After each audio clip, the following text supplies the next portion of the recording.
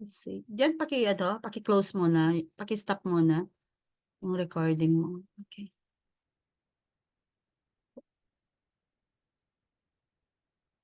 So I would like to start with hypothesis testing. Hypothesis testing is a method used in statistics to determine whether there's enough evidence in the sample of the data or to infer that a certain condition holds true for the entire population. I think this is not the first time that I'm defining it. I've defined it earlier or last night, right? So it says here almost all correlations are not zero. The aim is to determine if the observed relationship between variables is genuine or due to random chance. And so to explain this, for example, in a study examining the relationship between exercise and weight loss, you remember that example? So we want to determine if the correlation observed in the sample data reflects a true relationship in the larger population. Then there's what we call null hypothesis. This assumes that there is no true relationship between the variables. It represents the status quo or a baseline hypothesis that there is no effect or difference. Example, in our exercise and weight loss study, the null hypothesis could be HO, okay, equals P equal, so HO P equals 0, meaning there's no correlation between exercise and weight loss. I think I also mentioned about alternative hypothesis. H1, it assumes that there is a true relationship between the variables. It is what the researcher aims to support. So, example, for the exercise and weight loss study, the alternative hypothesis could be H1, where P is not equal to 0, indicating that there is a correlation between exercise and weight loss. Assumption of null hypothesis, initially we assume the null hypothesis is true.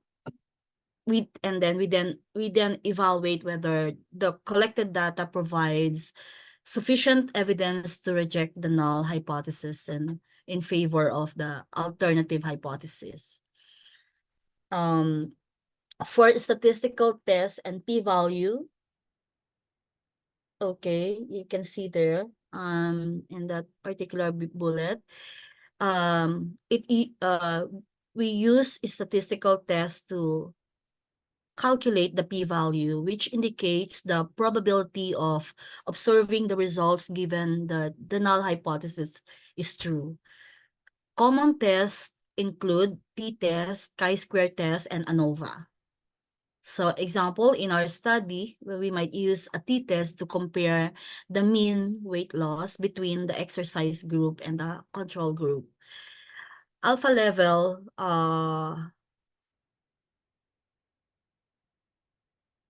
yeah, what is this? Alpha. Is it alpha? Yeah, alpha. Is it alpha? Can someone tell me? Alpha, yeah, alpha level, right? So conventionally set at 0.05. It is the threshold for statistical significance. If the p-value is less than alpha, we reject the null hypothesis. Example, if our p-value is 0.003, which is less than 0.005, we would reject the null hypothesis and conclude that exercise is related to weight loss. The decision rule there is comparing the p-value to the alpha level to decide whether to reject or fail to reject the null hypothesis. Example, with a p-value of 0.03 and alpha is equal to 0.05, we reject the null hypothesis, indicating a statistically significant relationship between exercise and weight loss. Type 1 and type 2 errors. Type 1 error, alpha, is rejecting a true null hypothesis, means false positive. Example, concluding that exercise leads to weight loss when it actually does not. Then type 2 error is beta, failing to reject a false null hypothesis, which is false negative. Example, concluding that exercise does not lead to weight loss when it actually does. Example of hypothesis testing, for example, when suppose a company wants to test if a new diet program helps in reducing weight. The steps are, yeah, let me see if it's here. Yeah, we don't have any exercise. But anyway, HO, for example, mu1 equals mu2. So the mean weight loss of participants on the new diet is equal to those not on the diet. Then H1, you remember H1, I mentioned about alternative, right? So HO is null. Then H1 is alternative hypothesis. Then if we proceed to when we are formulating hypothesis, like we are now on alternative hypothesis, then we use H1 equals mu1 is not equal to mu2. It means the mean weight loss of participants on the new diet is different from those not on the diet. So anyway, we will be having those exercise for the coming days. I will just finish up to end of this month. So we will have all exercises to apply all this formula. Test statistic, let me see. Row. Okay.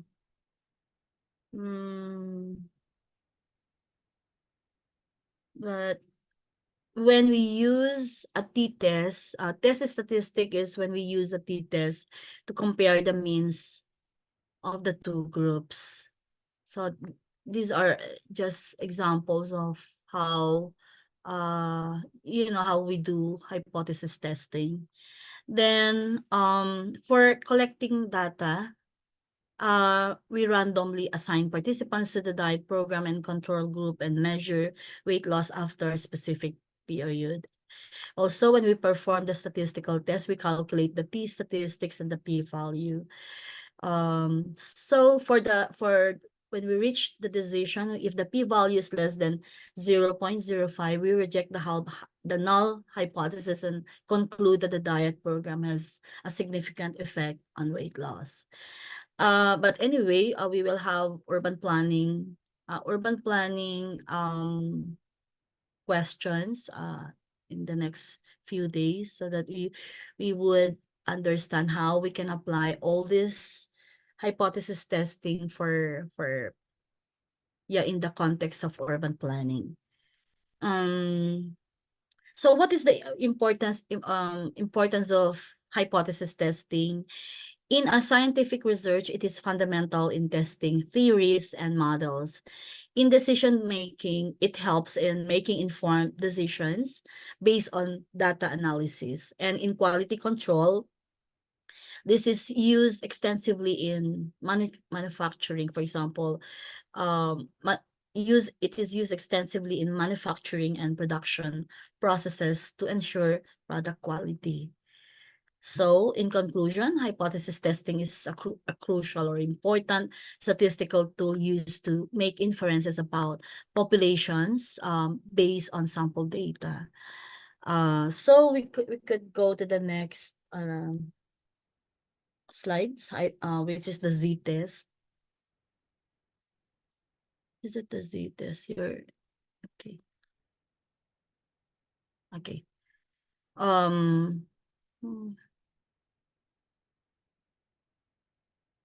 Okay. The z-test is a statistical method used to determine if there is a significant difference between the means of two groups. So that's the z-test. It is used when data follows a normal distribution and the sample size is largely is large. Typically, n is greater than 30. So the z-test helps in hypothesis testing by comparing the observed data with what is expected under the null hypothesis. So we have that, you can see the formula of z equals x minus mu over rho. Is it rho? Yeah, that's a population standard deviation divided by square root of n. So we will have applications soon. X there is sample mean, mu is population mean. Then rho, so I'd like to use the word rho is the population standard deviation and n is the sample size. So this formula calculates the z value, which measures how many standard deviations an element is from the mean. The two-sided test, let's see. Yeah, that's the next bullet. Two-sided test. What is this all about? The z-test can be a two-sided test where we are interested in deviations in both directions. Both directions means both higher and lower than the mean.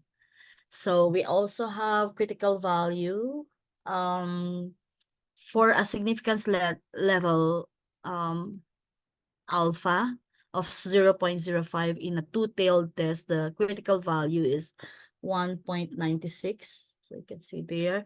So critical value again, if the absolute value of the z-test is statistic is less than 1.96. The p-value will be greater than 0.05, indicating that we fail to reject the null hypothesis. If the absolute value of the z-test statistic is greater than 1.96, so earlier one is less, now I'm talking about greater than 1.96, then the p-value will be less than 0.05, indicating that we reject the null hypothesis and accept the alternative hypothesis, suggesting statistical significance. So yeah, we go to the next, sorry. Okay, we can go to the next slide. Okay. So these are common statistical tests. First is comparing two independent samples, right? Drawn from the same population. So the purpose there is to compare two independent samples drawn from the same population. Parametric test is two sample unpaired t-test, and then non-parametric equivalent is Mann-Whitney U-test. If we want to compare the average scores of students from two different schools on a standardized test, we can use the tooth sample t-test to see if there's significant difference between the two school scores. If the data is not normally distributed, the Mann-Whitney U-test can be used instead. Then comparing two observations, we are on the second row. Comparing two sets of observations on a single sample, purpose is to compare two sets of observations on a single sample. Parametric test is one sample paired, okay, t-test. The non-parametric equivalent is Wilcoxon match pairs test. So, for example, a medical study might measure patients' blood pressure before and after administering a new drug. So the paired t-test can determine if the drug significantly affects blood pressure. If the differences are not normally distributed, then the Wilcoxon test is used. The next comparison is comparing 3 or more sets of observations on a single variable. Purpose to compare 3 or more sets of observations on a single variable on either a single or multiple samples. Parametric test, one-way analysis of variance, the ANOVA we call. Then non-parametric equivalent is Kruskal-Wallis analysis of variance by ranks. Example, a researcher wants to compare the average weight of different species of birds in a forest. So one-way ANOVA can test if there are significant weight differences among the species. If the weight data is not normally distributed, then the Kruskal-Wallis test can be used. The fourth is comparing 3 or more sets of observations on 2 variables to compare 3 or more sets of observations on 2 variables on single or multiple samples. Parametric test, two-way analysis of variance, or the ANOVA. Then non-parametric equivalent two-way analysis of variance by ranks. So for example, in an agricultural study, a researcher might want to compare the yield of crops with different fertilizers and irrigation methods. So two-way ANOVA can determine if there are significant interactions between fertilizers and irrigation. So the non-parametric equivalent is used if the assumptions of ANOVA are not met. And then the last, no, not last one, still, testing purpose is to test the null hypothesis that the distribution of a nominal variable is the same in 2 or more independent samples, which is the proportionate representation. Parametric tests, not applicable. Non-parametric equivalent, chi-square test or Fisher's exact test. So we have an example. A survey might test if the proportion of males and females preferring a particular product is the same across different regions. So the chi-square test can determine if there is a significant difference in preferences. Fisher's exact test is used when sample sizes are small. Then, assessing the strength of association between two continuous measures, interval or ratio. So parametric test, product moment correlation coefficient, which is the Pearson's R. The non-parametric equivalent is Spearman's rank correlation coefficient. Example, to assess the relationship between R studied and exam scores among students. Pearson's correlation coefficient can be used if the data is normally distributed. If not, Spearman's rank correlation can be used to assess the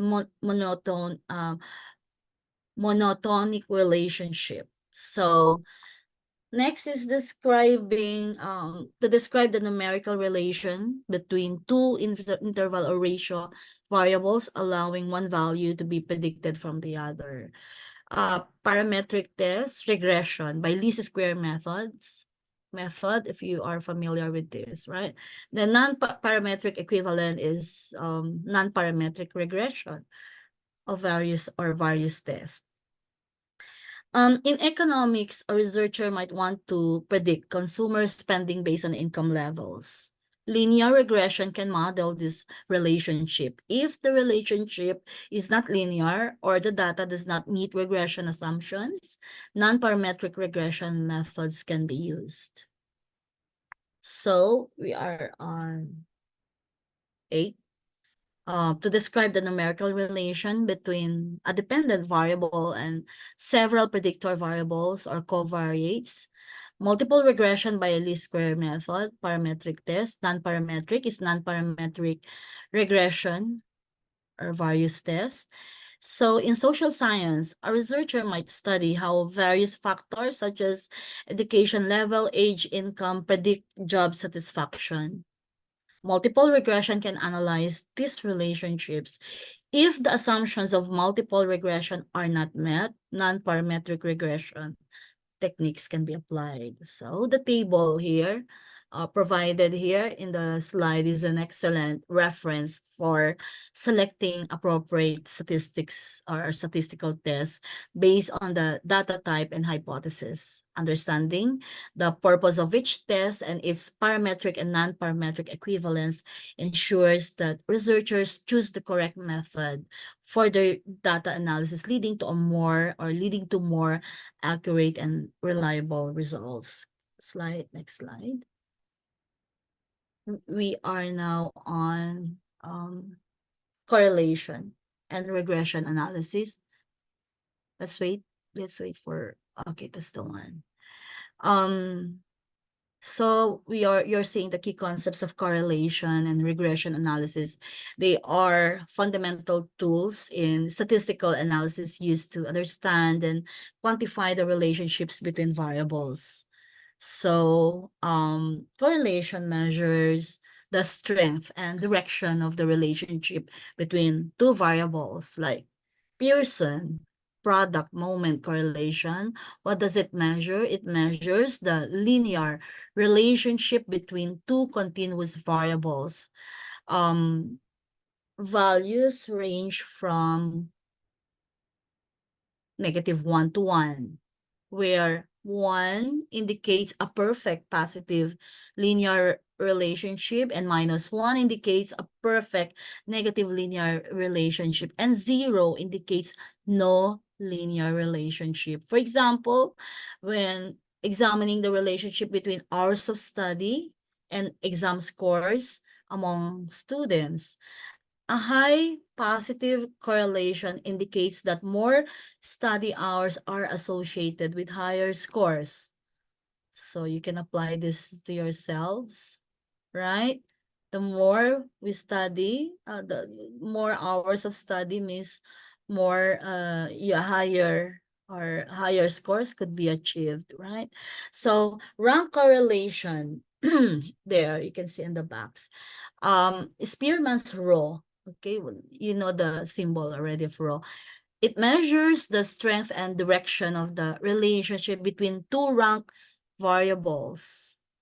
Useful when the data is not normally distributed or when dealing with ordinal data. Example, assessing the relationship between the rankings of participants in two different competitions. So, okay, so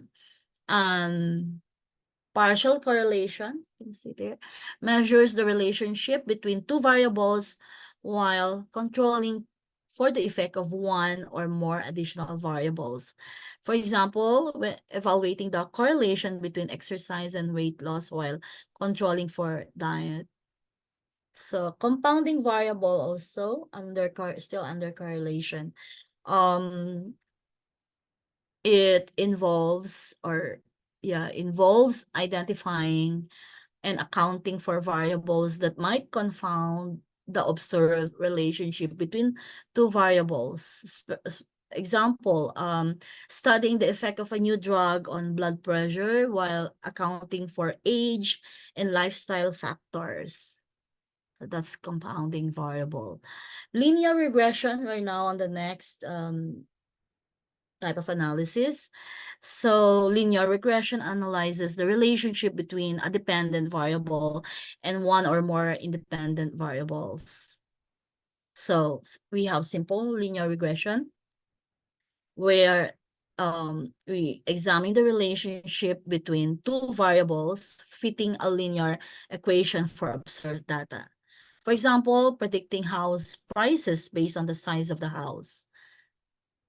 Then ordinary least squares or the OLS, okay, estimates the parameters in a linear regression model by minimizing the sum of squared differences between observed and predicted values. For example, using ordinary least squares or OLS to determine the best fit line for predicting sales based on advertising spend.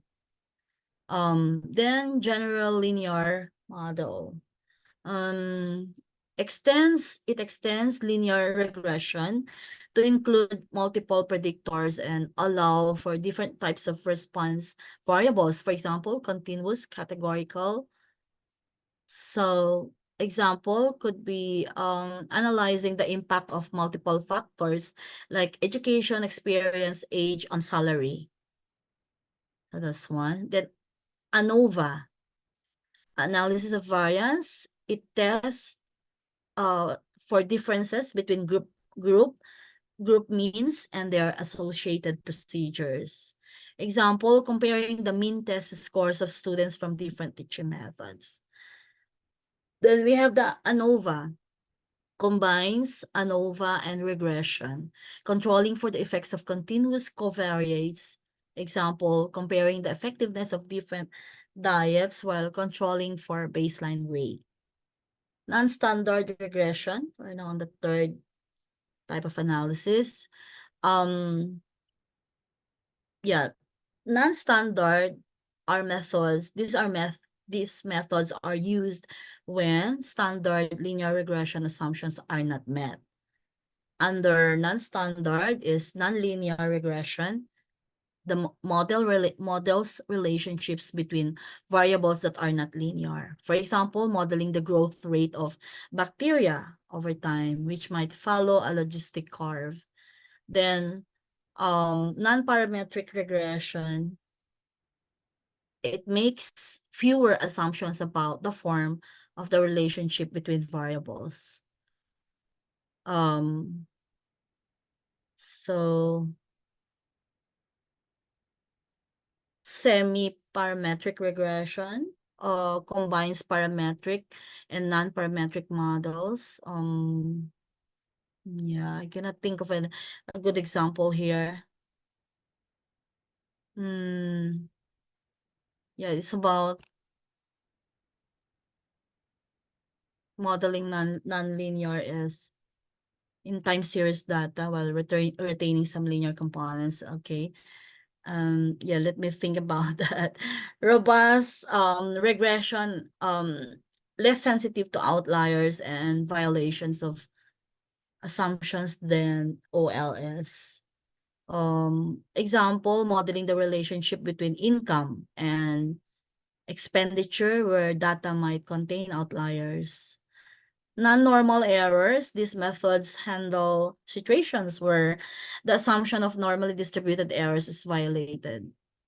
Generalized linear model, GLM, under non-normal errors. So we're now on the fourth. So it extends linear regression to models with non-normal response distributions. Example, modeling the number of customer complaints using a Poisson regression. Binomial is used for binary outcome variables. Example, modeling the probability of a customer making a purchase based on marketing efforts. Are you making a purchase? Yes, no, based on marketing efforts. So Poisson means this is used for count the data. Example, modeling the number of calls received at a call center per hour. Logistic, it is used for binary outcome variables, modeling the log odds of the probability of an event. For example, modeling the likelihood of a student passing an exam based on study hours and prior grades.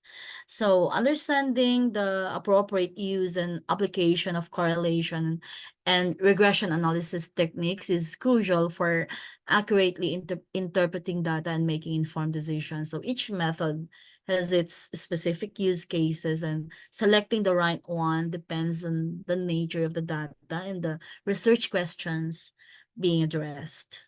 Next slide.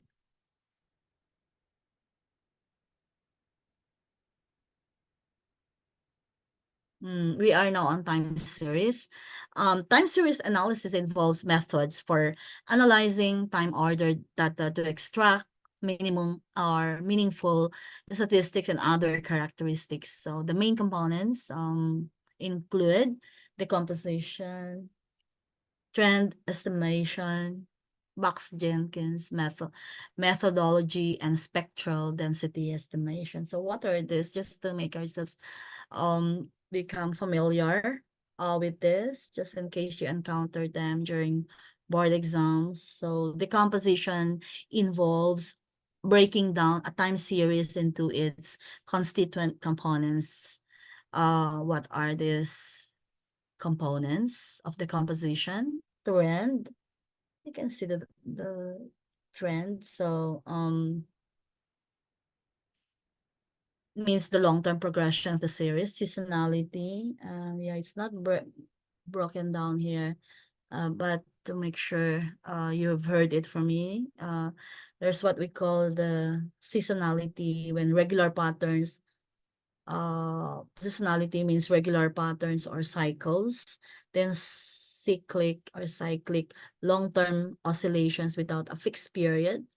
Then residual, this is the random noise or irregular components. So example, when we analyze monthly sales data, to identify the underlying trend, seasonal fluctuations, for example, higher sales during holidays, and irregular components, such as unexpected events impacting sales. Then trend estimation involves identifying the underlying trend in a time series data set. There are methods under trend estimation that not already included here, but just to make sure. So you have heard it again. So methods are moving averages. If I know you've encountered them in your postgrad. So smoothing the series by averaging data points within a moving window. Then polynomial fitting is using polynomial functions to model the trend, and exponential smoothing, still a method under trend estimation, is giving more weight to recent observations. Example, using moving averages to smooth out monthly temperature data to observe long-term climate trends. Then the Box-Jenkins methodology, also known as ARIMA. You have heard ARIMA, is auto-regressive integrated moving average, but just, okay, Box-Jenkins. Just remember that. It is a popular approach for modeling time series data. So what are this? There are steps to follow under Box-Jenkins. Determining the order of ARIMA models by analyzing autocorrelation and partial autocorrelation plots. Then another, the next step is estimation, where it involves estimating the parameters of the chosen model. Then there's diagnostic checking, where you test the model's assumptions and validating its performance. So example is forecasting stock prices by fitting an ARIMA model to historical price data. So yeah, those who specialize in this, they use Box-Jenkins, especially for the stock when they forecast stock prices. Spectral density estimation, the last one under time series. It involves analyzing the frequency domain characteristics of a time series. There are methods under this, the periodogram, which is an estimate of the spectral density using Fourier transforms. Then the Welch method still under spectral, which is a method to reduce noise in the periodogram. Example, when analyzing the frequency components of ocean wave heights to understand dominant wave patterns. We are now on multivariate statistics. What is this? So it involves the observation and analysis of more than one statistical outcome variable at a time.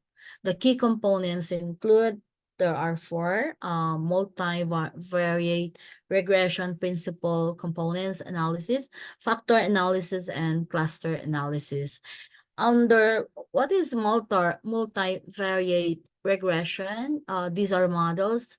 It models the relationship between multiple independent variables and multiple dependent variables. What is the purpose of doing this? Is to understand the effect of multiple predictors on multiple outcomes. Another purpose is to predict multiple outcomes based on several predictors. Example, studying the effect of different teaching methods, which is the predictor on students' performance in various subjects, the outcomes.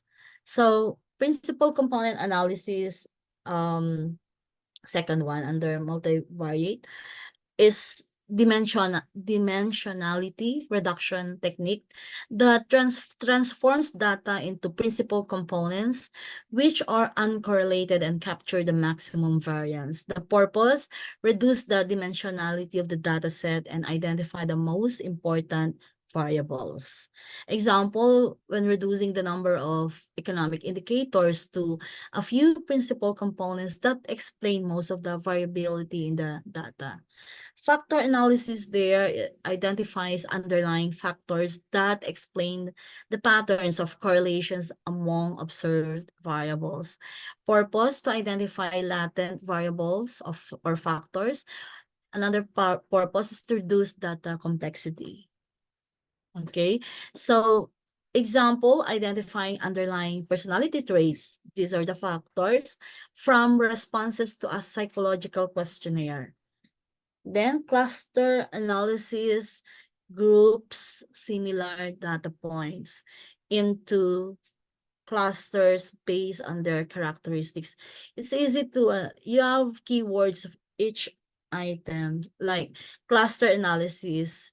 When you see the word group similar data points, so because you are clustering, when you're clustering, you're grouping, so it could be easier to identify when you will be encountering them in your board exam. So it could be yeah, you're not guessing, but you've at least we have encountered this in your review, right? So cluster analysis groups similar data points into clusters based on their characteristics. So just pay attention to the keywords here. Methods, hierarchical clustering builds a tree of clusters. K-means clustering is partitions data into K clusters. Then there's also what we call the density-based clustering. Example is when you are segmenting customers into distinct groups based on purchasing behavior for targeted marketing. So mostly for marketing purposes, so this is being used. Both time series analysis and multivariate statistics provide powerful tools for analyzing complex datasets. Time series analysis is essential for understanding temporal dynamics, while multivariate statistics help uncover relationships among multiple variables and reduce data complexity. So choosing the right method depends on the specific research questions and the nature of the data. We go to correlation. This is the next slide. Next slide. Okay. What's correlation? It is a statistical method used to evaluate the strength and direction of the linear relationship between two variables. So it quantifies the extent to which changes in one variable are associated with changes in another variable. What's the purpose of correlation analysis? It examines relationships that means determine the degree to which two variables move in relation to each other. Another one is it's used in factor analysis. So reliability testing and regression analysis, whereby your correlation analysis now serve as building blocks for other analysis. Linear relationship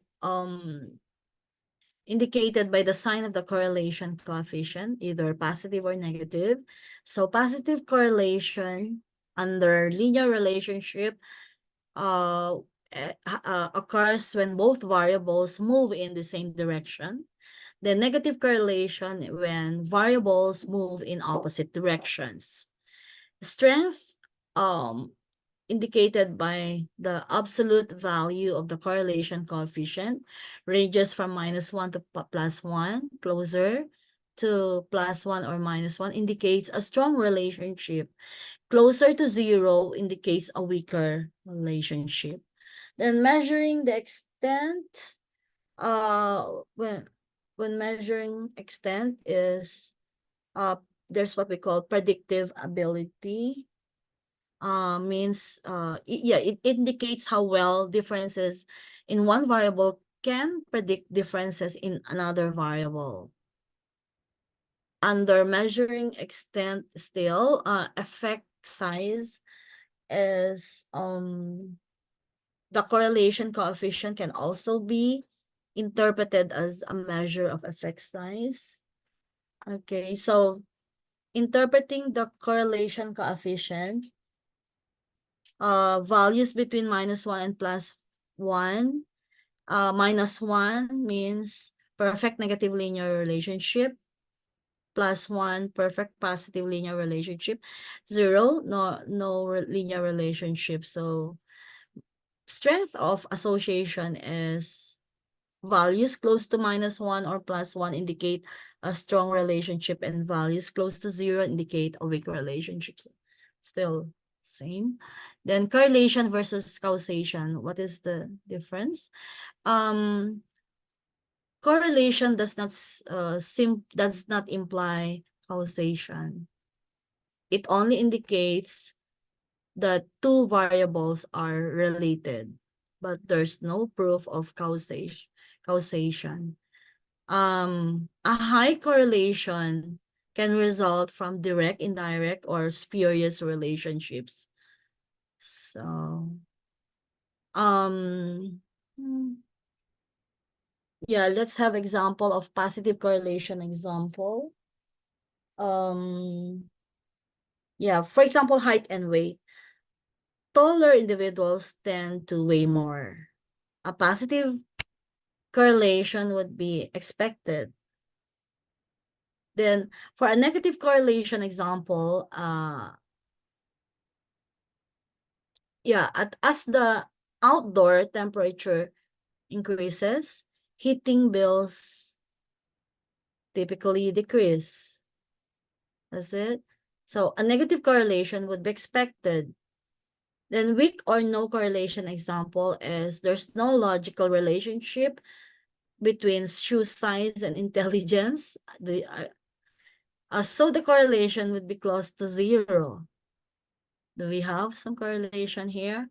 So practical application, predicting outcomes, especially in marketing. And so we need to understand the relationship between advertising spend when you keep spending for like on Facebook. So do you use that when you try to sponsor, to pay more, put money on Facebook promotions, and does it translate to more or to sales? Then on finance, when you analyze the correlation between stock prices and economic indicators, so that's predicting outcomes. Identifying trends means the in the context of public health, for example, when you're correlating smoking rates with lung cancer incidence, within the context of education, correlating study time with exam scores, right? So then there's what we call exploratory data analysis, using correlation analysis to identify potential relationships before conducting more detailed studies. So correlation is a fundamental tool in statistics that helps to identify and quantify relationships between variables. However, it is essential to interpret correlation coefficients correctly and be cautious about inferring causation solely based on correlation. So proper understanding and application of correlation analysis can provide valuable insights across various fields from social sciences to finance and healthcare and to many other applications. We go to the next slide. It's coefficient of correlation values.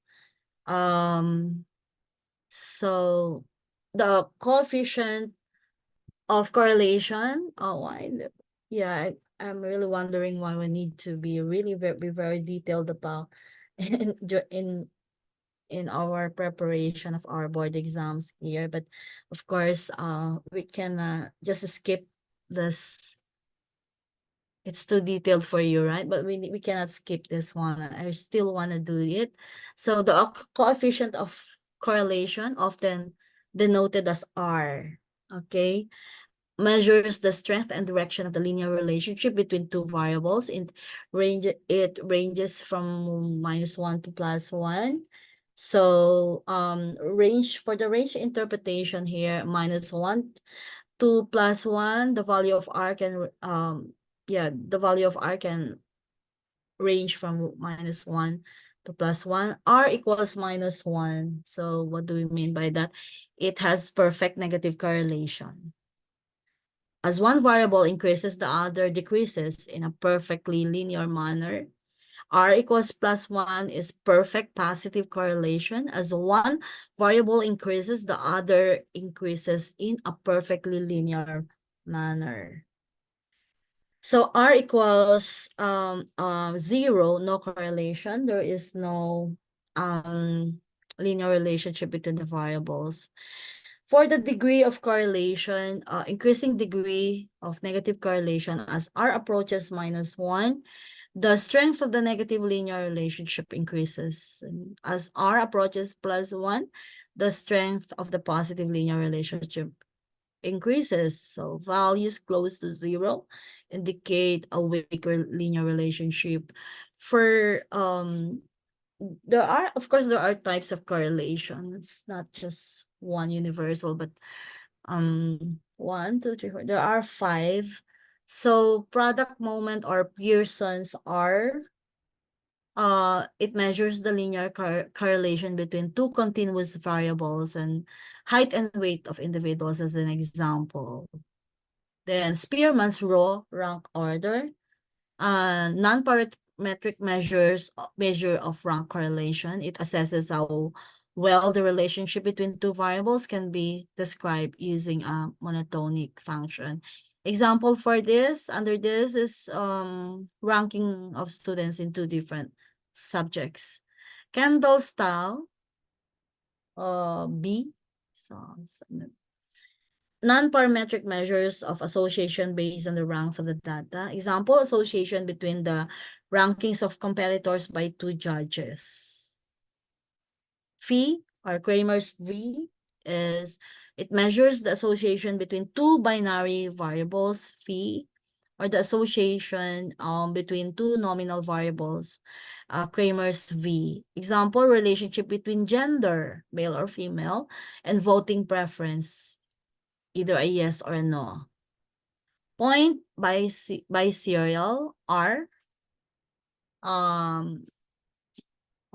RPB, okay, or R sub PB. It measures the correlation between a binary variable and a continuous variable. Example, correlation between gender, male or female, and test scores.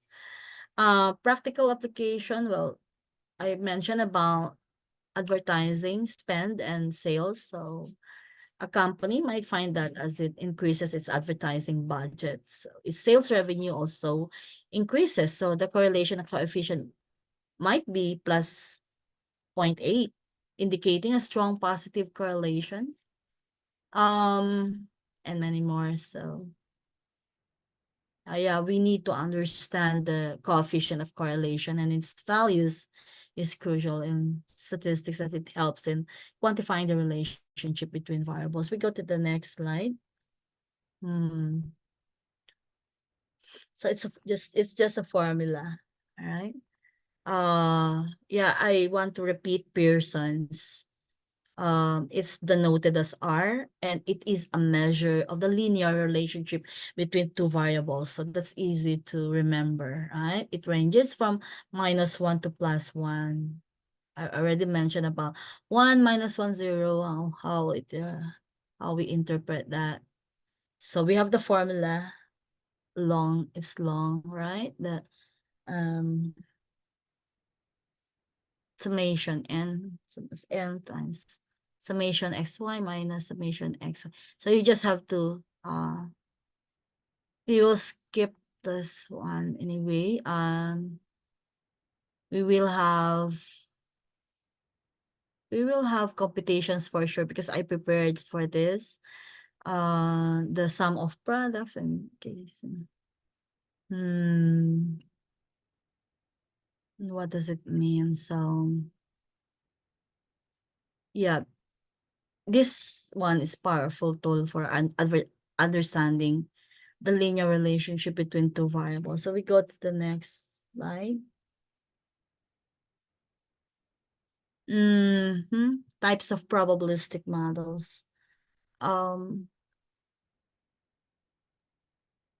Let's see that.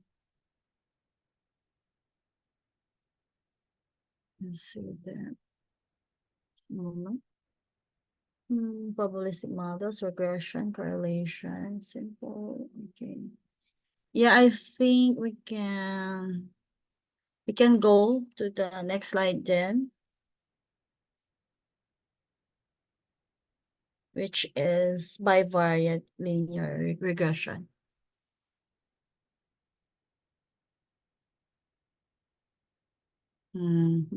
Okay. We're now on regression. So regression. Let's see.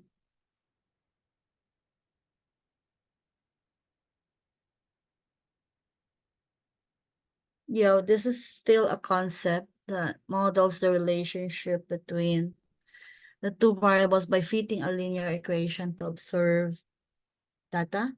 Formula is y equals a plus b x plus e. So y is the dependent variable and x is an independent variable. A is the y-intercept, and so b is the slope and e is the error term. So this is when example is predicting a Pearson's weight y on their height x, where the regression line might be y equals 50 plus 0.5x. I'm mentioning about my own example here, but I cannot yet show for because we will have a more dedicated practice on this one. But anyway, you may wonder what does slope B indicates. So it indicates the change in y for a 1 unit change in x. And intercept A is the value of y when x is equal to 0. And residuals there is the difference between observed and predicted values of y. So regression models is we have simple linear regression multiple. Is it the one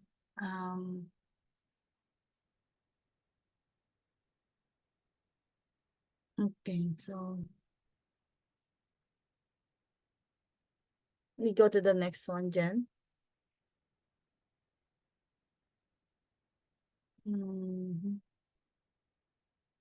So it's still the one that I was just mentioning about how to interpret. Just a moment.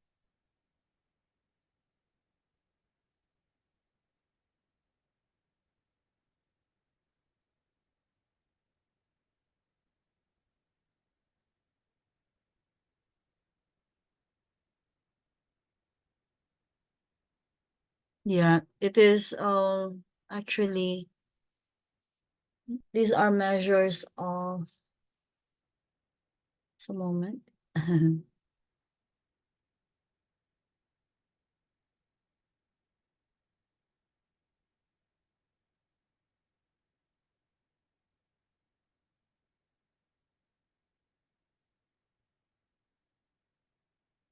So slope and residuals. There are some practical examples that how we can use all these formulas. For example, when analyzing exam scores of students, and then also calculating the standard deviation of monthly sales. So I prepared for this, but it's not in this slide anyway. Hmm. Yeah, probably Jen, we can go to extrapolation. Extrapolation and curve fitting. Are you there? Okay. So assume future change the same amount added or subtract over unit. Okay, can you go to uh okay. Um,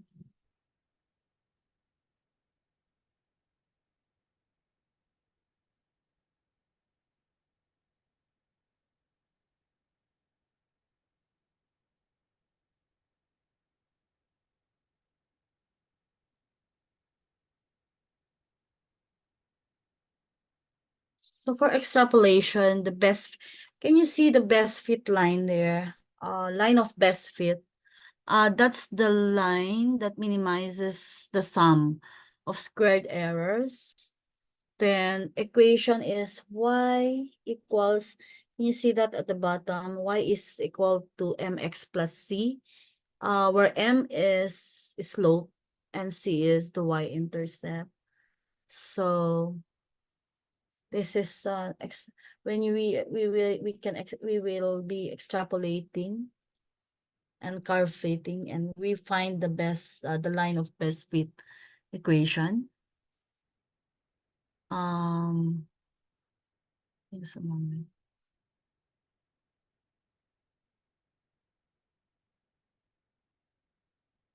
Because extrapolation is used when we try to predict future values based on historical data. And curve fitting means that when we we apply this when creating a function that best fits the data. So techniques is linear regression and polynomial fitting. So regression models here.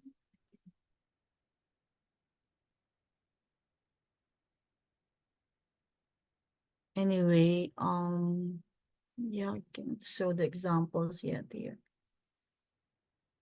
We will skip this first, but because we need to have a worded problem so that we can apply the different, okay, the formulas here from extrapolation and curve fitting, bivariate linear regression. So I will skip this because what I have are some examples. Jen, so we can proceed to the other tools of planning research. I'll make this a little bit quicker so that we can proceed to competition, okay? After this one.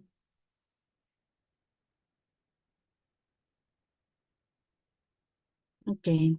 We have population projection. Are you showing the population projection? So we can,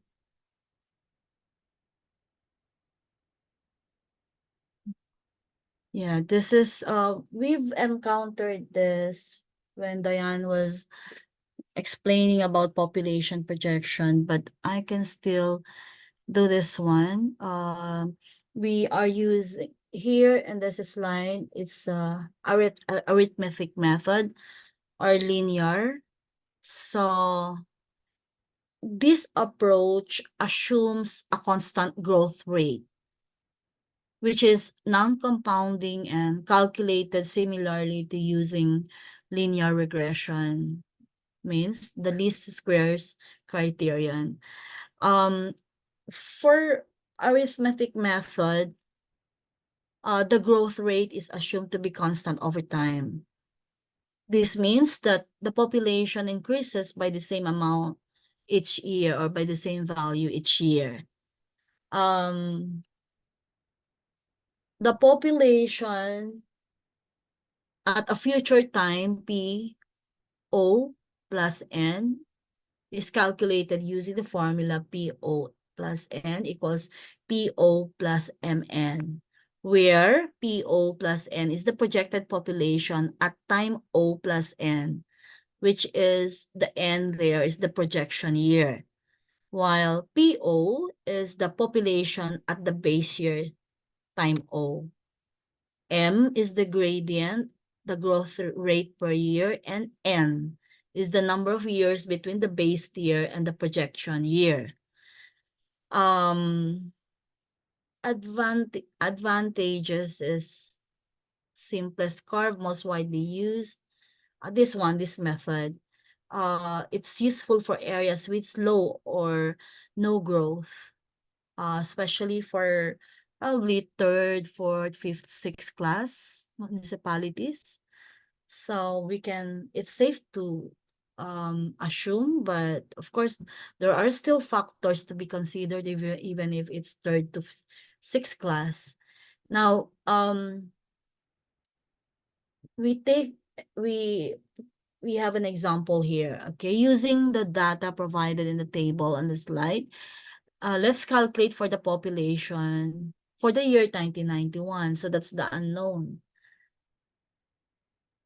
From the data, we can observe that the population increased by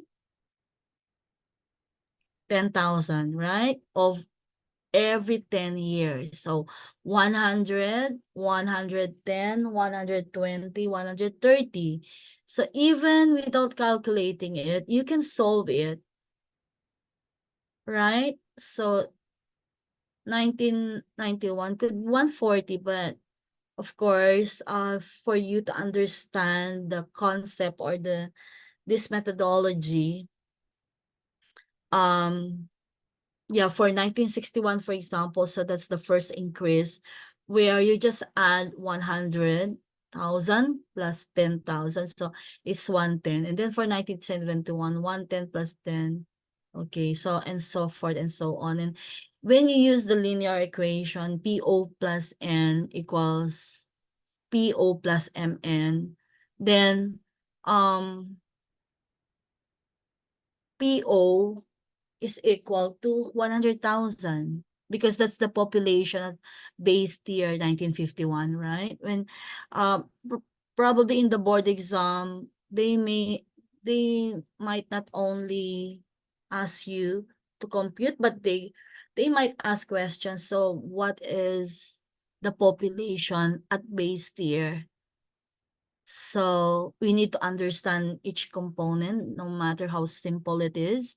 So PO there is 100,000, means that's the population at base year 1951.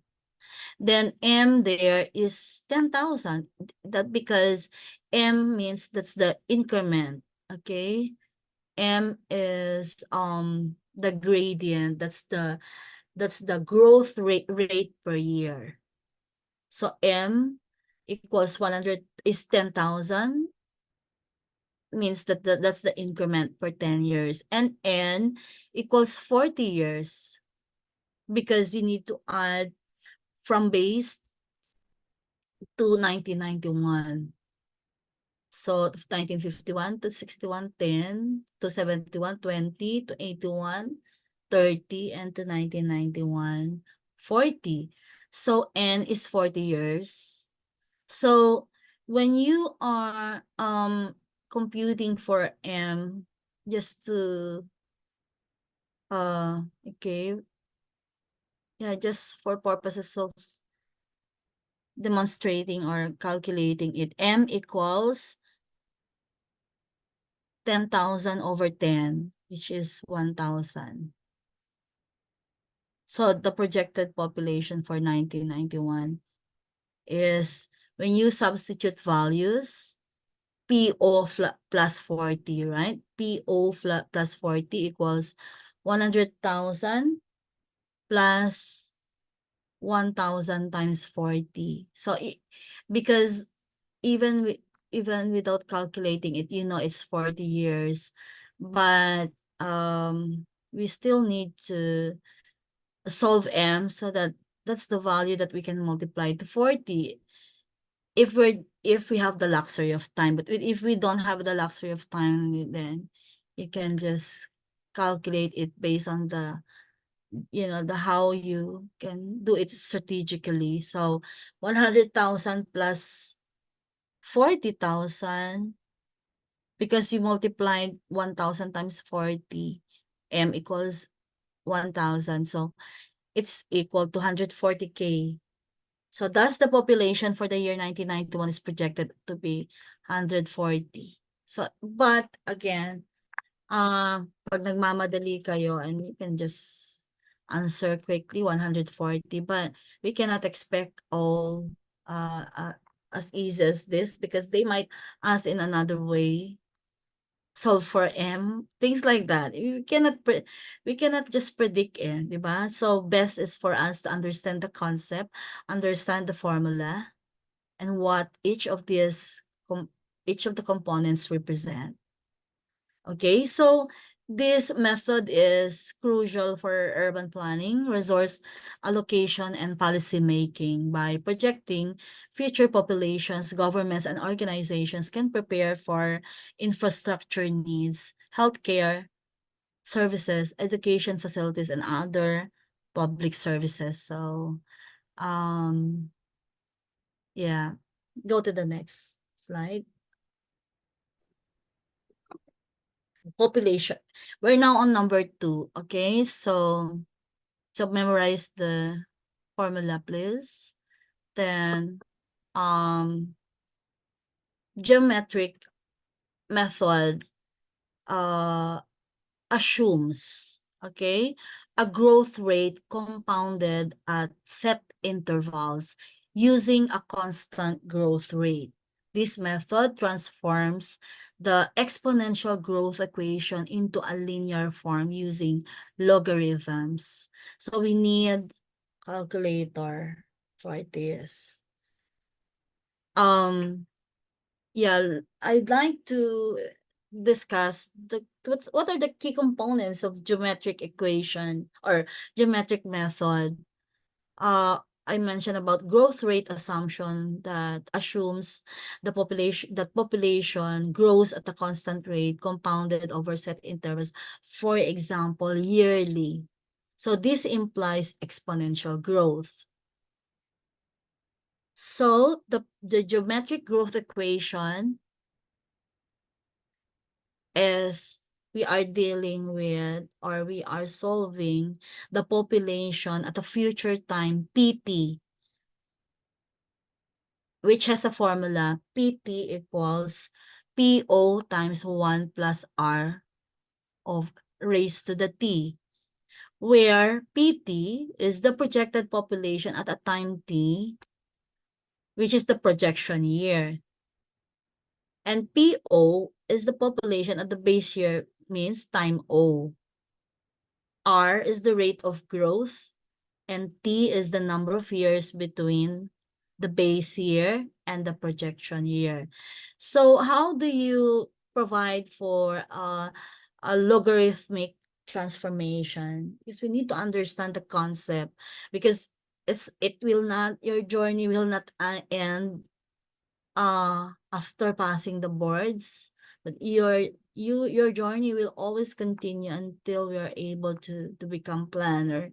So we need to really be very like a master of population projection, that Okay, logarithmic transformation is a manner to linearize, okay, transforming it to a linear one. Linearize the geometric growth equation. Logarithms are used. R equals ln, ln. R equals ln of pt over po over t. So this transformation simplifies the calculation of the growth rate R.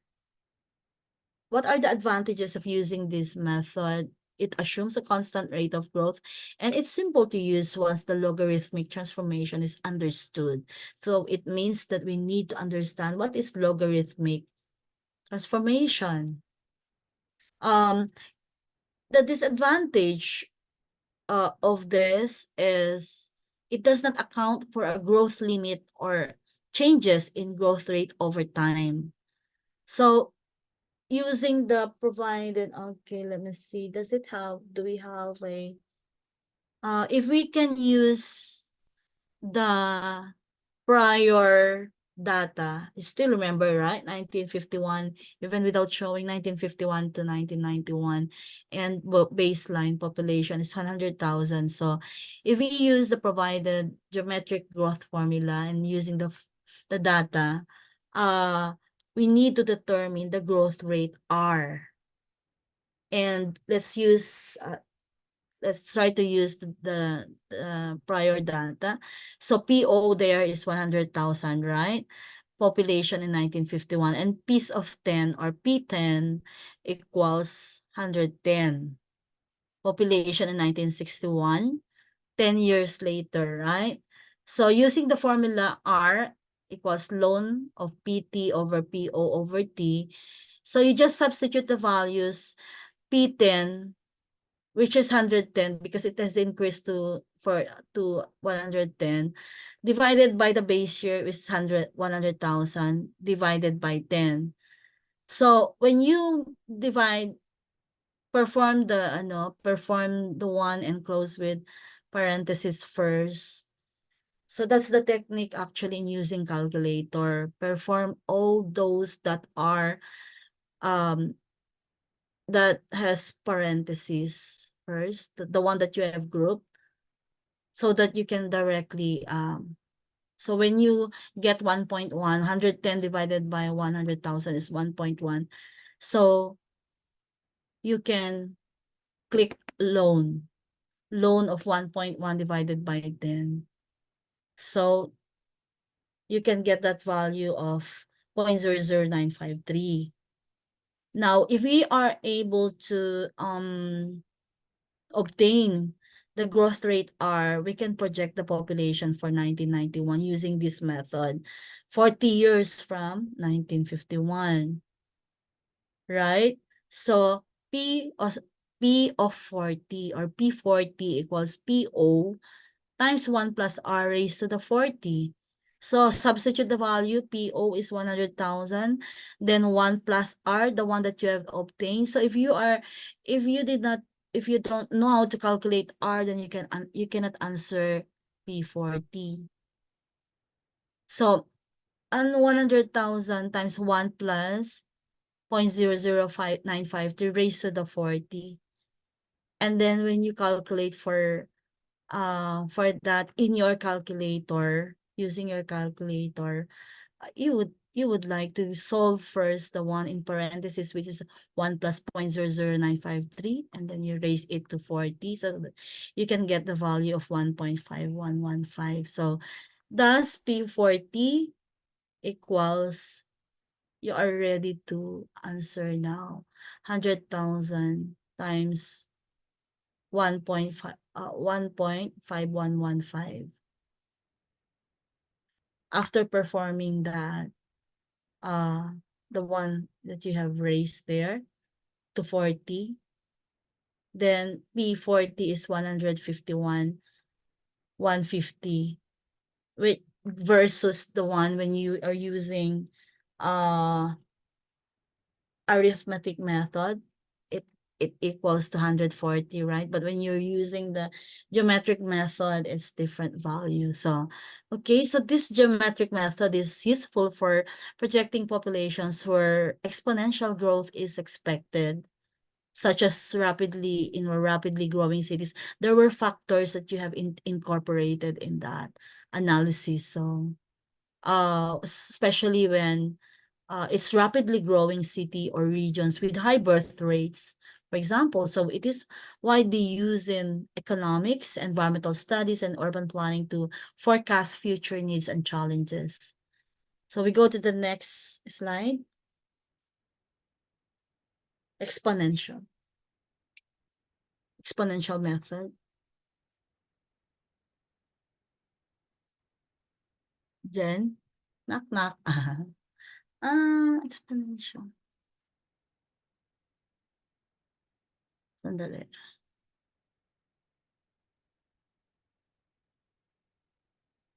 I can't see. That's geometric, Jen. Yeah, that's so it says here it's very similar to geometric, even faster compounding rate. Mm-hmm. Also called Malthusian growth, means unlimited, rapid growth, growth without bounds. So, what's the difference? It has it's but similar to geometric, but with continuous compounding. Formula is PT equals POE raised to RT, right? So predicting population using an exponential growth rate. So how can we? So you can use the same data to do you and practice solving it with exponential method.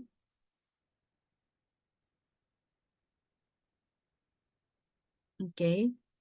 Um. So okay, let us see if we can. So that's your assignment, and somebody will calculate that. Okay. But I think we have an example, Jen, right? The next slide.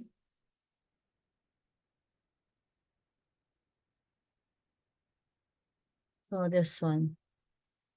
That's the example, and we can keep you can keep practicing that. What's important is you're able to apply or you're able to calculate using the calculator, hasn't it? So, um, you compare that, okay? Which values have you obtained for that? So, but there's a calculation. Meron na pala dito. 2,000. But this is another example. Yung data pala nung sa arithmetic, try to calculate that. But let's move to the next one, the next slide. Yeah, I'll end by 11:30. So, Jen? Estimate projection forecast. Uh-huh.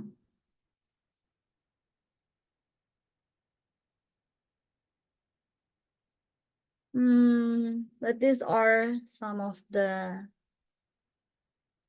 some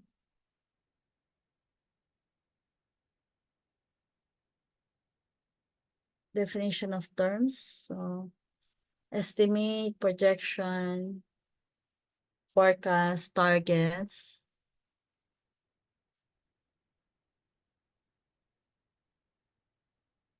But yeah, you can, it says estimate is an indirect measures of a present or past condition that cannot be directly measured. So this is literally like that. And then projection, we know that it's a prediction. Then forecast, it's a judgmental statement of what the analyst believes to be the most likely future. And target, so we know very well about that.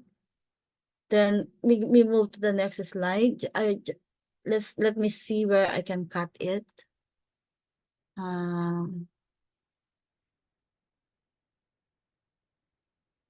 Because population, okay, let's see. Oops. For quantitative here versus Jen, can you move? Can you move that? Quantitative versus qualitative. I think I've mentioned about the difference already about this one. But yeah, you can also see quantitative. So there are characteristics mentioned there, and then qualitative. There were also some characteristics. Yeah. Then survey method. Because there are more elaborate explanations later in later slides, quantitative data analysis. Okay, so we can proceed with yeah, survey here, survey method. Okay, also there are some characteristics. So okay, let's proceed with the next slide. Now, qualitative data, the data analysis. Okay, next slide. Yeah, that's the one. So because there's a summary there, okay. It's the same anyway from those that we skipped. In qualitative data analysis, it involves systematically examining non-numeric data, okay, to understand concepts, opinions, or experiences. And this method typically deals with data in text, audio, or video formats. The process is iterative, involving several key steps, okay? Like data transcription. What is this? When you are converting audio or video recordings into written text, that's data transcription. Example, when you are transcribing interviews or focus group discussions. Second is organizing data and numbering. This is structuring the data in a way that is manageable and easy to navigate.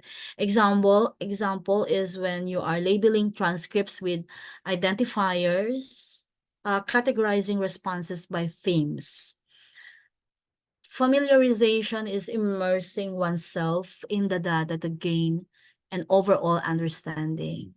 Example, reading through transcripts multiple times to identify key themes and patterns. Initial coding means assigning labels to segments of data that represent different themes or concepts. Example, highlighting sentences or paragraphs and interview transcripts that mention specific topics like customer satisfaction or service quality, probably. So, then combining and renaming codes means refining initial codes by merging similar ones and renaming for clarity. This could be used, merging codes like customer service and support quality into a single code service experience. Recoding also. Recoding is re-examining the data with the refined set of codes to ensure consistency and comprehensiveness.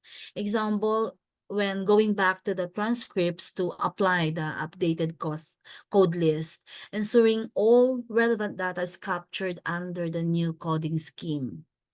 Generating and summarizing themes is identifying overarching themes from the coded data and summarizing them. So, example, summarizing key themes like positive customer interactions, areas for service improvement, and suggestions for new features, among others.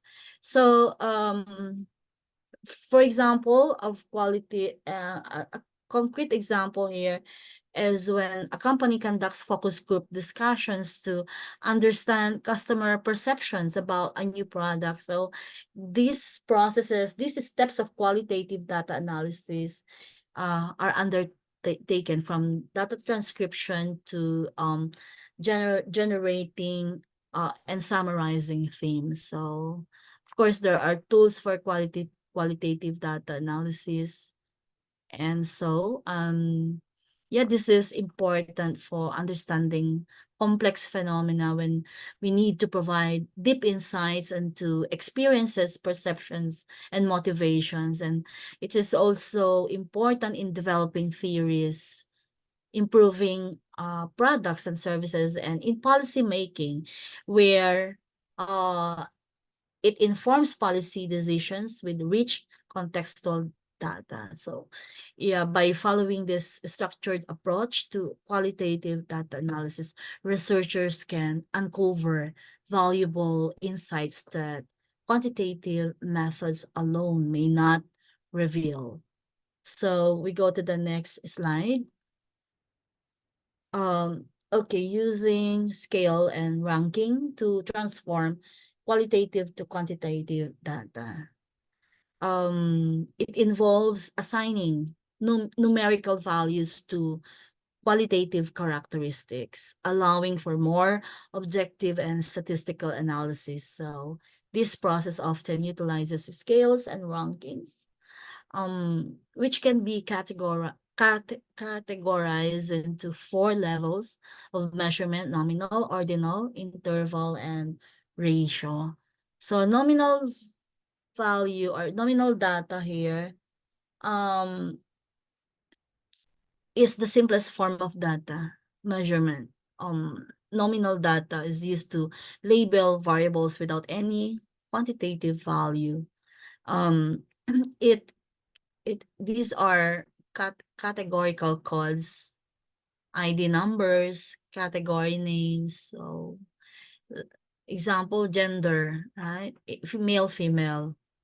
Then blood type, AB, ABO, so, and marital status, single, married, divorced, annulled. So yeah, these are nominal data. Then ordinal data is ordinal data not only categorizes variables, but also orders them in a meaningful sequence. Right. What are the characteristics of the rankings, ordered categories? So example is survey responses such as satisfied, neutral, and dissatisfied. Educational levels, high school, bachelor's degree, master's, doctorate. So interval data is numeric data where intervals between values are consistent, but there is no true 0 point. Okay, so these are measurements, allows addition and subtraction. For example of this is temperature scales, so in Celsius or Fahrenheit, or IQ scores also. Ratio data, okay. It has all the properties of interval data with the addition of a meaningful 0 point, allowing for the calculation of ratios. Characteristics, highest level, for example, complete analysis, allows multiplication and division. So for examples, height, weight, age, incomes. And of course, concrete examples could be customer satisfaction survey or employee performance evaluation, health assessment. So, yeah, transforming qualitative data into quantitative data through the use of scales and rankings. Researchers can leverage the benefits of both data types. So this process enhances the depth of analysis, improves the reliability of findings, and supports more informed decision making. Next slide. Next slide. Okay. Other forms of data analysis. So there are, okay, graphical approaches in data analysis employ a variety of techniques to enhance understanding and interpretation of data. So yeah, these techniques helps to or help to maximize insight into a data set, like because it utilizes visual tools to explore and understand the complexities and patterns within the data set. So I think I already provided examples like scatter plots, histograms, and the box plots to, they help to visually inspect relationships and distributions in data. Also uncover underlying structure. It identify hidden patterns or structures within data that are not immediately obvious through basic analysis. So example is principal component analysis, or the PCA, which can be used to reduce yeah, dimensionality and reveal underlying structure of data. My iPad yeah, it's zero battery, so I need to just connect it. Make sure. Just a moment. Okay.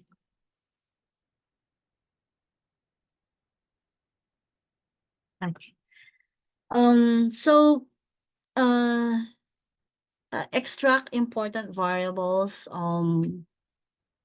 Yeah, that means determining which variables have significant impact on the outcome of interest. For example, yeah, feature selection techniques, such as if you are familiar with lasso regression and random forest importance metrics, yeah, importance metrics can identify key predictors in a model. Then detect outliers and anomalies. This is performed by identifying data points that deviate significantly from the rest of the data set. Like box plots and z-scores are commonly used to detect outliers, which may indicate data entry errors or novel findings. So formulate hypothesis for testing. This is using graphical data exploration to generate hypotheses that can be tested with further statistical analysis. Example, observing a pattern in a scatter plot may lead to the hypothesis that there is a correlation between two variables. Develop parsimonious models is creating models that are simple yet explain the data well, avoiding overfitting. Also provide basis for further data collection through surveys or experiments. This is using initial data analysis to inform the design of subsequent data collection efforts. For example, identifying gaps or trends in preliminary data can guide the formulation of survey questions or experimental design. Then comparative analysis examines the similarities and differences between datasets or groups to draw conclusions. Then gender analysis, when you examine data with a focus on gender-related differences and impacts. For example, when analyzing workforce data to compare average salaries, job roles, and promotion rates between men and women. So a lot of practical examples that we can mention here: sales data analysis, customer segmentation, especially for, market analysis, then quality control, healthcare, etc. So I think we can go to the next slide. Just to introduce this other forms of descriptive data analysis. And so I can end here on other forms of data analysis. So for tomorrow, we can proceed with participatory qualitative data collection. I think this is very urban planning for tomorrow, because we will be talking about windshield survey, etc. So for this, okay, what do we have there? Let's see, just a moment. This is extended income.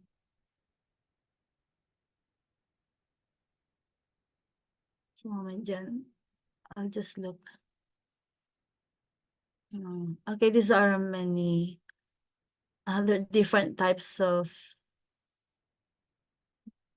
methodology. When I speak about my experience, I think I've used everything here already, except for affinity diagram. Yeah, I've never used this one, but I've used everything here since I started working for government. So I remember all these things, using this as soon as I came out of college. So I hope yourself too. I hope that you've done this before. So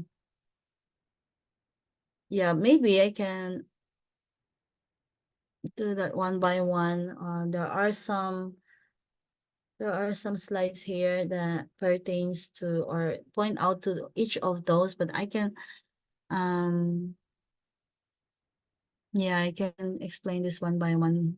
Cause and effect, problem tree. The one that yeah, this has to come in order. Like the first stage should be problem tree. Do you think so? Cause and effect should be the first thing to, to do or something. But there's always a technique in using all of this in just one particular problem. So yeah, probably I'll do that for tomorrow. This should be a very lengthy discussion. So thank you for tonight. I want to end that.